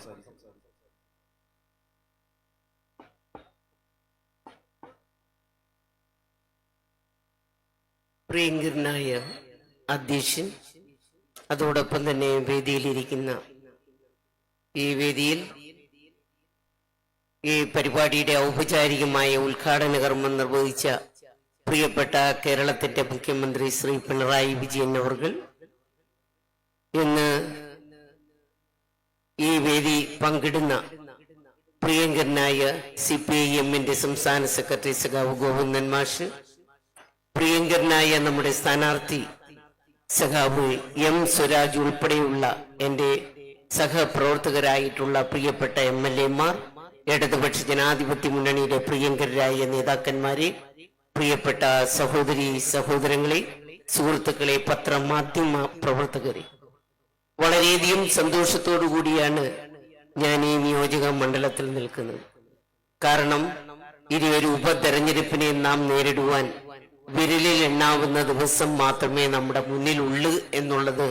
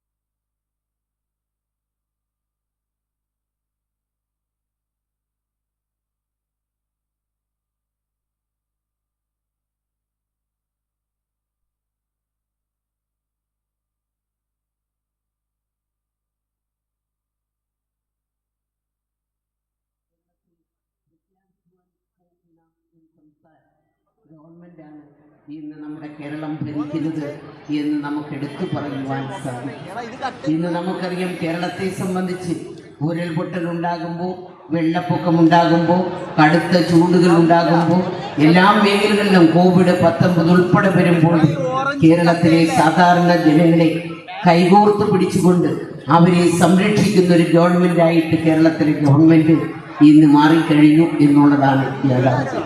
നമുക്കറിയാം, മറ്റ് ഇന്ത്യയിലെ ഇതര സംസ്ഥാനങ്ങളെടുത്ത് പരിശോധിച്ചാൽ എല്ലാവർക്കും വീട് എന്ന, എല്ലാവർക്കും ഭൂമി എന്ന ഒരു വലിയ ഉത്തരവാദിത്വത്തിലേക്ക് പോകുന്ന ഒരു ഗവൺമെന്റ് ഇന്ന് 8 വർഷക്കാലം 9 വർഷക്കാലം പൂർത്തീകരിക്കുമ്പോൾ 5 ലക്ഷത്തിലധികം വീടുകൾ പൂർത്തീകരിച്ച കേരളത്തിലെ ഗവൺമെന്റിനെ നമുക്കിന്ന് കാണുവാൻ കഴിയും. അതൊരു വലിയ മാറ്റമാണ്. ഇനിയും ഒരു വർഷക്കാലം കൊണ്ട് പരമാവധി ആൾക്കാർക്ക് വീട് കൊടുക്കുക എന്നുള്ള വലിയ ഉത്തരവാദിത്വത്തിലേക്ക് ഈ ഗവൺമെന്റ് പോകും. 2 ലക്ഷത്തിലധികം, ഇന്ന് 3 ലക്ഷം കടന്നിരിക്കുന്നു. 9 വർഷക്കാലമാകുമ്പോൾ എല്ലാവർക്കും പട്ടയം കൊടുക്കുന്ന ഒരു ഗവൺമെന്റ് ആയിട്ട് നമ്മുടെ കേരളത്തിലെ ഗവൺമെന്റ് മാറി. നമുക്കറിയാം, കൂടുതൽ ആൾക്കാർക്ക് തൊണ്ണു കൊടുക്കുവാൻ നമുക്ക് പറ്റിയില്ല എന്നുണ്ടെങ്കിലും PSC നിയമനങ്ങൾ രാജ്യത്ത് ഏറ്റവും കൂടുതൽ നടപ്പിലാക്കിയ ഒരു സംസ്ഥാനം എന്ന ബഹുമതി നമ്മുടെ കേരളത്തിന് കിട്ടുമ്പോഴും ഇനിയും ഉയർന്ന ഉദ്യോഗങ്ങളിലേക്ക് പഠിച്ചുയർന്ന് എംപ്ലോയ്മെന്റ് എക്സ്ചേഞ്ചുകളിൽ പേര് രജിസ്റ്റർ ചെയ്ത് കാത്തുകെട്ടിക്കിടക്കുന്ന നമ്മുടെ പ്രിയങ്കരായ യുവാക്കൾക്ക് കൂടുതൽ തൊഴിൽ സംരംഭങ്ങൾ ആരംഭിക്കുവാനുള്ള സംവിധാനത്തിലേക്ക് ഉയർന്നു വന്ന കേരളത്തിലെ ഗവൺമെന്റ്. നിങ്ങൾ ഒരുപക്ഷെ ശ്രദ്ധിച്ചാൽ 2022-2023 കാലഘട്ടം നാം എടുത്ത് പരിശോധിക്കുമ്പോൾ ആ കാലഘട്ടത്തിലാണ് നമ്മൾ 1 ലക്ഷം സംരംഭങ്ങൾ കേരളത്തിൽ ആരംഭിക്കുമെന്ന് പ്രഖ്യാപിച്ച്. ആ 1 ലക്ഷം സംരംഭങ്ങൾ എന്നുള്ളത് 1,40,000 സംരംഭങ്ങൾക്ക് തുടക്കം കുറിച്ച ഒരു ഗവൺമെന്റ് ഇടതുപക്ഷ ജനാധിപത്യ മുന്നണി ഗവൺമെന്റാണ്. അതിൽ 32,000 സംരംഭങ്ങൾ കേരളത്തിലെ സ്ത്രീകൾക്ക് വേണ്ടി മാത്രം തുടങ്ങിയതാണ് എന്നുള്ള യാഥാർത്ഥ്യം ഞാൻ ഈ അവസരത്തിൽ തുറന്നു പറയുകയാണ്. കൂടുതൽ സംരംഭങ്ങൾ കേരളത്തിൽ കൊണ്ടുവരുവാൻ, തൊഴിലില്ലായ്മ പരിഹരിച്ചുകൊണ്ട് മുന്നോട്ട് പോകുന്ന ശക്തമായ നിലയിൽ പ്രവർത്തിക്കുന്ന ഒരു ഗവൺമെന്റ് ആയിട്ട് നമ്മുടെ കേരളത്തിലെ ഗവൺമെന്റ് മാറി. സ്ത്രീ ശാക്തീകരണ രംഗത്ത് വലിയ മുന്നേറ്റമാണ്. രാജ്യത്ത് ഏറ്റവും കൂടുതൽ ശാക്തീകരണം നിലനിൽക്കുന്ന സംസ്ഥാനം എന്ന ബഹുമതിയും നമ്മുടെ കേരളത്തിനാണ്. നിങ്ങൾ ഒന്ന് ചിന്തിച്ച് നോക്കിക്കഴിഞ്ഞാൽ ഇന്ന് ഏറ്റവും അടിത്തട്ടിൽ അടുക്കളയിൽ മാത്രം ഒതുങ്ങിക്കിടക്കുന്ന വനിതകളായിട്ടുള്ള ആ സ്ത്രീകളെ സമൂഹത്തിന്റെ മുഖ്യധാരയിൽ ഉയർത്തിക്കൊണ്ടുവരുവാൻ, അവരെ സാമൂഹ്യപരമായി സാമ്പത്തികപരമായി ഉന്നമനത്തിലേക്ക് എത്തിക്കുക എന്ന വലിയ ലക്ഷ്യത്തോടുകൂടി കുടുംബശ്രീ നമ്മുടെ രാജ്യത്തിന് മാതൃകയായി നടപ്പിലാക്കിയ ഒരു സംസ്ഥാനം എന്ന ബഹുമതി കിട്ടിയത് നമ്മുടെ കേരളത്തിനാണ്. കേരളത്തിൽ നമുക്കറിയാം, പശ്ചാത്തല മേഖലകളിൽ BMBC നിലവാരത്തിലുള്ള റോഡുകൾ ഏറ്റവും കൂടുതൽ 60% ചെയ്ത ഒരു ഗവൺമെന്റ്. 4 വരിപ്പാതയും 6 വരിപ്പാതയും യാഥാർത്ഥ്യമാക്കി ഇന്ന് നാം മുന്നോട്ട് പോകുന്നു. തീരദേശ ഹൈവേ ഉൾപ്പെടെ ഇന്ന് കേരളത്തിൽ നടപ്പിലാക്കി മുന്നേറുന്ന നമ്മുടെ കേരളത്തിലെ ഗവൺമെന്റ് എല്ലാ ജില്ലകളിലും സാംസ്കാരിക കേന്ദ്രങ്ങൾ ഉൾപ്പെടെ അതൊക്കെ സ്ഥാപിതമാക്കി നമ്മുടെ മൺമറഞ്ഞു പോയ ഒട്ടേറെ ആൾക്കാരുടെ പേരുകൾ അതിന് നൽകി മുന്നോട്ട് പോകുന്ന കേരളത്തിലെ ഗവൺമെന്റ് നമുക്ക് കാണുന്നു. കൊച്ചി നമുക്കറിയാം, മെട്രോ ട്രെയിൻ അത് നമുക്ക് ലോക നിലവാരത്തിലേക്ക് ഉയർത്തിക്കൊണ്ടുവരുവാൻ, തിരുവനന്തപുരത്തും കോഴിക്കോടും പുതിയ മെട്രോ അതിന് തുടക്കം കുറിക്കുവാൻ ഈ ഗവൺമെന്റിന് കഴിഞ്ഞിട്ടുണ്ട്. രാജ്യത്തിന് മാതൃകയായ ജല മെട്രോ നമ്മുടെ കേരളത്തിൽ തന്നെയാണ് ആദ്യം സ്ഥാപിതമായത്. അതും കൊച്ചിയിലാണ്. അതിലൂടെയൊക്കെ ആയിരക്കണക്കിന് ലക്ഷക്കണക്കിന് ജനങ്ങൾ കയറി ഇറങ്ങി യാത്ര ചെയ്യുന്നതും കാണുന്നത് നാമാണ് എന്നുള്ളത് നമുക്ക് എന്ന് ചിന്തിക്കാം. കാർഷിക മേഖലകളിൽ കുതിച്ചുചാട്ടം ഉണ്ടാക്കുവാൻ ഈ ഗവൺമെന്റിന് കഴിഞ്ഞിട്ടുണ്ട് എന്നുള്ളതാണ്.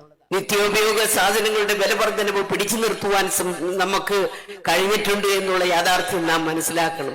രാജ്യത്തൊട്ടാകെ വിലക്കയറ്റം ഉണ്ടാകുമ്പോൾ പൊതു കമ്പോളങ്ങളിൽ ഇടപെടുവാനും വില കുറഞ്ഞ നിലവാരത്തിൽ നമ്മുടെ സാധാരണ ആൾക്കാർക്ക് അവർക്ക് വേണ്ടുന്ന അവശ്യ സാധനങ്ങൾ കൊടുക്കുവാനും മുന്നോട്ട് വന്ന കേരളത്തിലെ ഗവൺമെന്റിനെ നമുക്കിന്ന് കാണുവാൻ കഴിഞ്ഞു. അതുകൊണ്ടാണ് സമസ്ത മേഖലകളിലും വികസനം നടപ്പിലാക്കുന്ന ഒരു ഗവൺമെന്റാണ് കേരളത്തിലെ ഗവൺമെന്റ് എന്ന് ഞങ്ങൾ ആവർത്തിച്ച് ചൂണ്ടിക്കാണിക്കുന്നത് എന്ന് ഇന്ന് എടുത്തു പറയുവാൻ തക്ക രീതിയിൽ പ്രിയങ്കരനായ നമ്മുടെ കേരളത്തിന്റെ മുഖ്യമന്ത്രി അധികാരത്തിൽ വന്ന 1ാം ഗവൺമെന്റ്, ആ ഗവൺമെന്റ് നടപ്പിലാക്കിയ വികസന ക്ഷേമ പ്രവർത്തനങ്ങൾ ഒരു 2ാം ഗവൺമെന്റിലേക്ക് നമ്മൾ കടന്നു ചെന്നപ്പോൾ ബഹുഭൂരിപക്ഷത്തോടുകൂടി കേരളത്തിലെ ജനങ്ങൾ തീരുമാനിച്ചു, ഇനിയും ഇവിടെ ഇടതുപക്ഷ ഗവൺമെന്റ് തന്നെ അധികാരത്തിൽ വരണം എന്നവർ തീരുമാനിച്ചതിന്റെ അടിസ്ഥാനത്തിലാണ് ഭൂരിപക്ഷത്തോടുകൂടി ഒരു 2ാം ഗവൺമെന്റും കേരളത്തിൽ വരികയും ആ ഗവൺമെന്റ് നടപ്പിലാക്കുന്ന ഇത്തരത്തിലുള്ള വികസന ക്ഷേമ പ്രവർത്തനങ്ങൾ ജനങ്ങളിൽ എത്തിക്കുക എന്നുള്ള ഉത്തരവാദിത്വത്തിലേക്ക് നാം ഒക്കെ പോയത് നിങ്ങൾ കണ്ടു കാണും.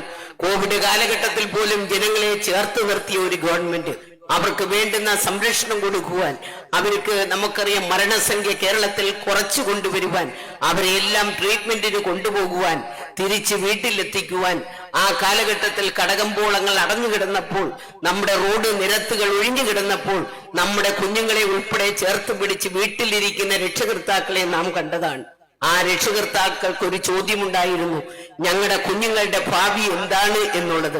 ഇന്ന് ആ കുഞ്ഞുങ്ങളുടെ ഭാവി നമുക്കറിയാം. ആ കോവിഡ് കാലഘട്ടത്തിൽ പോലും തുറക്കാത്ത സ്കൂളുകൾ ഉണ്ടായിട്ട് പോലും ആ സ്കൂളിൽ പോകാതെ വീട്ടിലിരുന്ന് പഠിക്കുവാനുള്ള ഓൺലൈൻ സംവിധാനം രാജ്യത്തിന് മാതൃകയായി നടപ്പിലാക്കിയ ഒരു സംസ്ഥാനം കേരളത്തിലെ ഇടതുപക്ഷ ഗവൺമെന്റ് ആണ് എന്ന് ഊന്നിപ്പറയുവാൻ നമുക്കറിയാം. 2 നിലയ്ക്കൊപ്പം നമ്മുടെ കോട്ടയത്തും പത്തനംതിട്ട ജില്ലയിലും ഉണ്ടായ വെള്ളപ്പൊക്കം നാം കണ്ടു. നമ്മുടെ ജീവിതത്തിൽ ആദ്യമായിട്ടാണ് ഇത്തരത്തിൽ വലിയൊരു വെള്ളപ്പൊക്കം കണ്ടത്.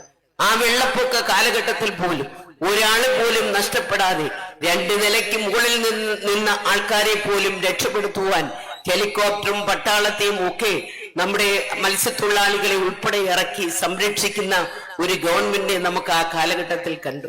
വയനാട് ജില്ലയിലുണ്ടായ ഉരുൾപൊട്ടലിൽ 400-ലധികം ആൾക്കാർ മരണപ്പെട്ടപ്പോഴും കേന്ദ്ര ഗവൺമെന്റ് 5 പൈസ നമുക്ക് തരില്ല എന്ന് തീർത്തു പറയുമ്പോഴും പ്രധാനമന്ത്രി ആ വയനാട് സന്ദർശിച്ച് മിണ്ടാട്ടമില്ലാതെ തിരിച്ചു പോയപ്പോഴും അവിടുത്തെ ജനങ്ങളെ ചേർത്ത് പിടിക്കുവാനും വീട് നഷ്ടപ്പെട്ടവർക്ക് വീട് ഉൾപ്പെടെ നിർമ്മിച്ചു നൽകുവാൻ ആ വയനാട് ജില്ലയിൽ ടൗൺഷിപ്പ് ഉൾപ്പെടെ രൂപപ്പെടുത്തുവാൻ 42 ഏക്കർ സ്ഥലം കൽപ്പറ്റയിൽ നമുക്ക് കൊണ്ടുവരികയും ആ 42 ഏക്കറിൽ ഇവർക്കെല്ലാം വീട് നിർമ്മിക്കുവാനും അവർക്ക് ആ വീടിനോടനുബന്ധിച്ച് നമുക്കറിയാം റോഡ് നിർമ്മാണവും അതുപോലെ മറ്റ് സ്ഥാപനങ്ങൾ ഉൾപ്പെടെ കൊണ്ടുവരുവാൻ കുട്ടികൾക്ക് കളിസ്ഥലം ഇതെല്ലാം ആ ടൗൺഷിപ്പിൽ രൂപപ്പെടുത്തിക്കൊണ്ട് ഇന്ന് ആ ടൗൺഷിപ്പ് ഉയരുന്നത് നാം കണ്ടു.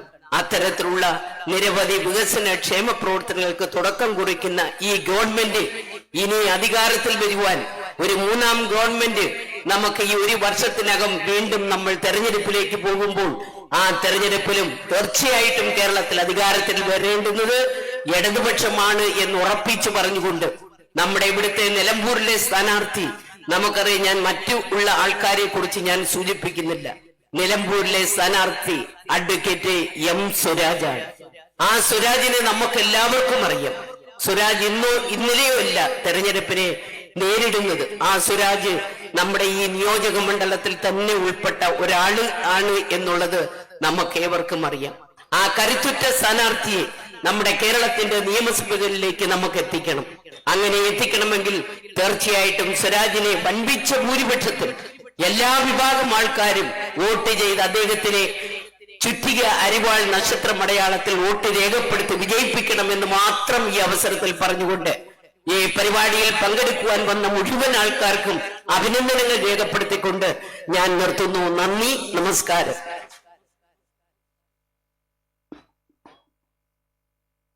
സിറിയക് ചാഴിക്കാടൻ 2 വാക്ക് സംസാരിക്കും. ഈ സമ്മേളനത്തിന് നേതൃത്വം നൽകിക്കൊണ്ടിരിക്കുന്ന ഇടതുപക്ഷ ജനാധിപത്യ മുന്നണിയുടെ നേതാക്കൾ, ഈ സമ്മേളനത്തെ ശ്രവിച്ച പ്രിയങ്കരായ പോത്തുകലിലെ പ്രിയപ്പെട്ട സഹപ്രവർത്തകരെ, നല്ലവരായിട്ടുള്ള നാട്ടുകാരെ, ഇടതുപക്ഷ ജനാധിപത്യ മുന്നണിയെ സംബന്ധിച്ചിടത്തോളം വലിയ അഭിമാനകരമാകുന്ന ഒരു തെരഞ്ഞെടുപ്പ് പ്രവർത്തനങ്ങൾക്കാണ് നമ്മളെല്ലാവരും ഒരുങ്ങിക്കൊണ്ടിരിക്കുക. അത് അതിന്റെ പരിസമാപ്തിയിലേക്ക് എത്തുകയാണ്. ഈ വരുന്ന 19-ാം തീയതി എല്ലാവരും സഖാവ് എം സ്വരാജിന്റെ വിജയത്തിനായി വോട്ടുകൾ രേഖപ്പെടുത്തുമ്പോൾ 23-ാം തീയതി വരുന്ന റിസൾട്ട് എന്ന് പറയുക 3ാം LDF സർക്കാരിന്റെ തുടക്കമായി മാറട്ടെ എന്ന് എല്ലാവിധമായ ആശംസകളും നേരാൻ ഞാൻ ഈ അവസരം ഉപയോഗിക്കുക. ഞാൻ ബഹുമാനായ കേരള കോൺഗ്രസ് പാർട്ടിയുടെ ചെയർമാൻ ജോസ് കെ മാണി എംപിയുടെ നിർദ്ദേശപ്രകാരം കഴിഞ്ഞ കുറെ ദിവസങ്ങളായി ഈ മേഖലകളിലൂടെ വിവിധ പ്രവർത്തനങ്ങളുമായി ബന്ധപ്പെടുമ്പോൾ ആളുകൾ ഒന്നാകെ, ഈ നാടൊന്നാകെ എം സ്വരാജിന്റെ വിജയത്തിന് വേണ്ടിയുള്ള വലിയ പ്രവർത്തനങ്ങൾക്ക് വേണ്ടി വലിയ മാറ്റങ്ങൾക്ക് ഒരുക്കം കുറിച്ചുകൊണ്ടുള്ള പ്രവർത്തനങ്ങളുമായി മാറുമ്പോൾ ആ വിജയത്തിൽ, ആ പ്രവർത്തനങ്ങളിൽ എല്ലാവരോടുമൊപ്പം പങ്കുചേർന്നുകൊണ്ട് ഈ സമ്മേളനത്തിൽ പങ്കെടുത്ത എല്ലാവർക്കും അഭിവാദ്യങ്ങൾ നേർന്നുകൊണ്ട് എന്റെ വാക്കുകൾ നിർത്തുന്നു. നന്ദി, നമസ്കാരം. നമ്മുടെ ഈ പരിപാടി അവസാനിക്കുകയാണ്. കലാപരിപാടി ഗാനമേള ഇവിടെ തുടരും. നന്ദി രേഖപ്പെടുത്തുന്നതിന് വേണ്ടി പഞ്ചായത്ത് പ്രസിഡന്റ് വിദ്യാരാജനോട് അഭ്യർത്ഥിക്കുന്നു.